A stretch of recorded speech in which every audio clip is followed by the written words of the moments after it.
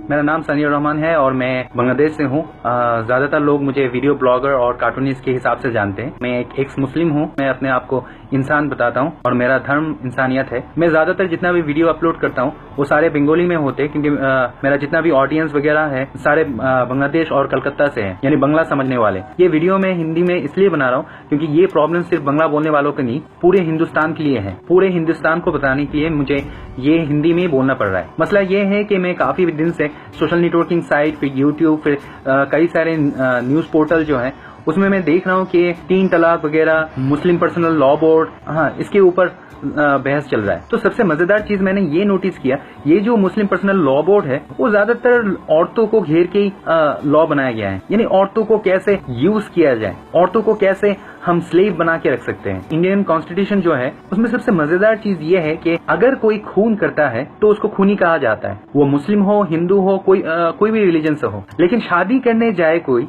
तो देखा जाता है कि उसको पूछा जाता है कि आप हिंदू हो या मुस्लिम हो। तो अगर कोई कहता है कि मैं हिंदू हूँ, बोलो ओके एक शादी कर लो, सारी जिंदगी भर इसी को झेल लो, यानी तुम एक ही शादी कर सकते हो।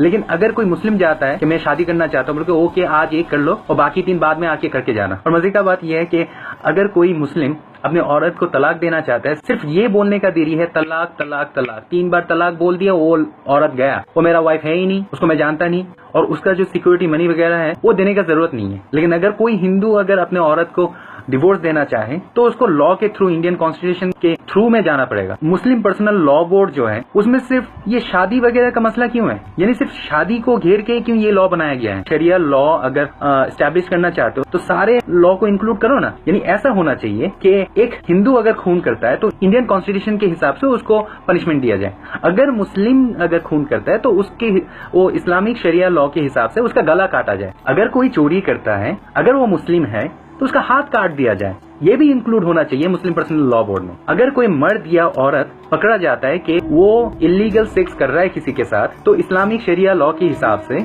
उसको कमर तक मिट्टी में गाड़ा जाए, फिर उसको पत्थर मारा जाए। यही तो है इस्लामिक लॉ। अगर इंक्लूड करना है तो सारे इंक्लूड करो ना। वो सब क्यों इंक्लूड कर रहे हो जिसमें तुम एक औरत को दासी बना के रख सकते हो। मेरे नजरिए से अभी अगर ये मुस्लिम पर्सनल लॉ बोर्ड को अगर बंद ना किया जाए तो ये मुस्लिम लोग 4 शादियां करके अगले 20 सालों में इतना मुस्लिम बच्चे पैदा करेंगे। अभी तो इंडिया का पॉपुलेशन 100 करोड़ है, तब 200 करोड़ जाने में इतना टाइम नहीं लगेगा।